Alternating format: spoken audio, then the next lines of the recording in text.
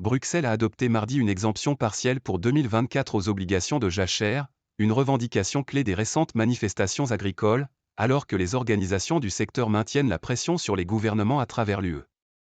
C'était une nouveauté de la nouvelle politique agricole commune, PAC. Pour toucher les aides, les agriculteurs doivent respecter des critères environnementaux, notamment laisser au moins 4% des terres arables en jachère ou surface non productive, haies, bosquets, mares.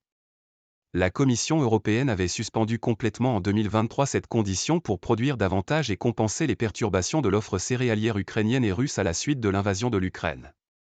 Et une majorité d'États membres, dont la France, plaidaient vigoureusement pour reconduire cette exemption. Sous pression après des semaines de fortes manifestations agricoles, où la question des jachères faisait figure d'épouvantail, Bruxelles a finalement proposé fin janvier une dérogation partielle. Coût des engrais et de l'énergie, impact des importations ukrainiennes, épisode climatique extrême. Les agriculteurs éprouvent des difficultés à respecter l'obligation de jachère, au risque sinon d'une incidence significative sur leurs revenus et de mettre en péril leur viabilité, reconnaît la Commission.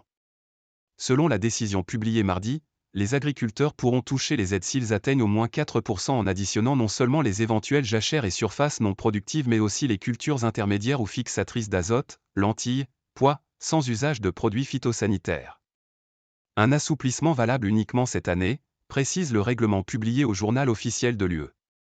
Les agriculteurs seront soumis à moins de restrictions quant à la manière d'utiliser les terres arables, cela limitera les pertes de revenus, tout en garantissant certains avantages environnementaux, puisque les pratiques listées confortent la santé et la biodiversité des sols tout en fixant azote et carbone, estime Bruxelles.